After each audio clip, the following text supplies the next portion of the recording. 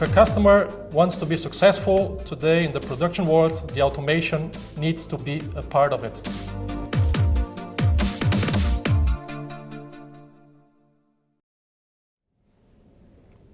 I'm Russ Waddell for IMTS TV, and I'm here at the Automation and Manufacturing Conference 2015 with Christian Muller, President Sales Americas, Grob. Christian, thanks for speaking and thanks for being with us today. Thank you. Tell us a little bit about what Grob does. What makes you guys special?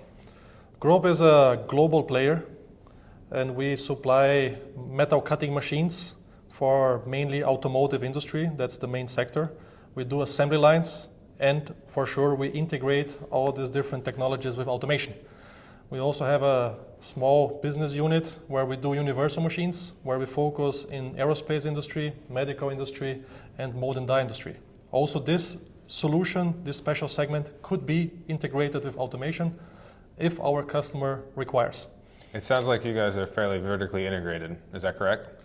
Yeah, this is I would say, one of the key reasons to really be successful in that market. The solutions that we provide are always customized.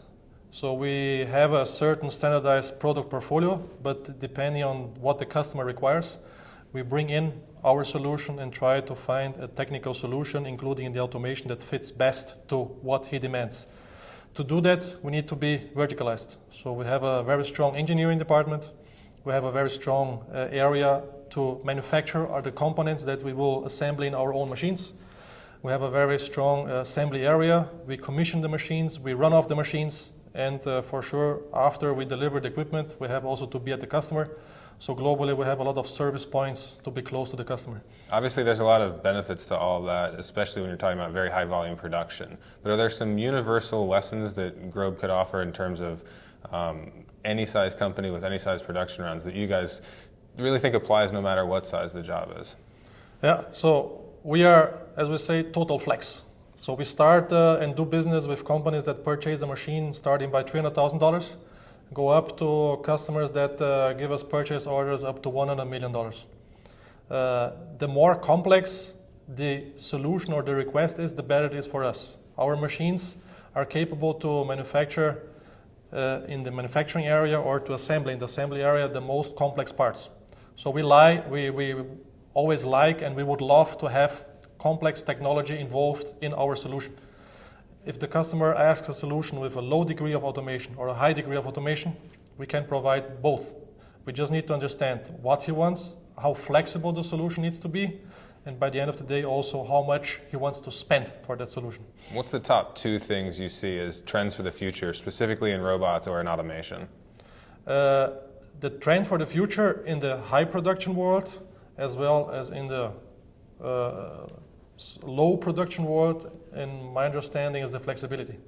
So more and more customers are not understanding the future, and due to the fact that the future changes every day, they need to be flexible. They don't want to spend money in something that is rigid, and tomorrow the world changes and he has to spend a bunch of money to change this piece of automation or solution to attend to what he has. So flexibility, I think it's the driver for tomorrow. And since the world is getting more and more global, try to understand how you can be extremely productive. So productivity is a word that need to be in every mouth, because today the competition is not only local in America, the competition is global. So our customers supply something to their final customers, and the final customers is always looking to buy something which is cost efficient. So the pressure comes down to those guys that produce something to be cost efficient, and the pressure comes down to us as a supplier for technology and automation to be cost efficient. Cost efficient investment is one thing, be productive is the other. So you can, if you want, with the same equipment, you can have a high output or a low output, depending on the efficiency that you put together. Bringing the automation within a solution, a manufacturing line, an assembly line. The automation is for us an important factor to increase the output of the line.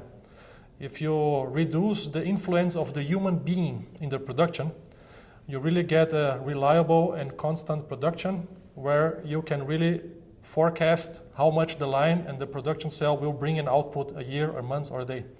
If you have a human being interfering in the production, you are as good as the human being is in front of the machine, in front of the equipment. And this is the problem that we see in the productivity that you could have with cells, lines, which has a low degree of automation. So in summary, it's really the flexibility and the productivity are the two main factors that we see that needs to be tracked for a successful story in the future. Sounds good. Thanks so much for speaking with us today, and we're very glad to have you here at the Automation Manufacturing Conference. Thank you very much.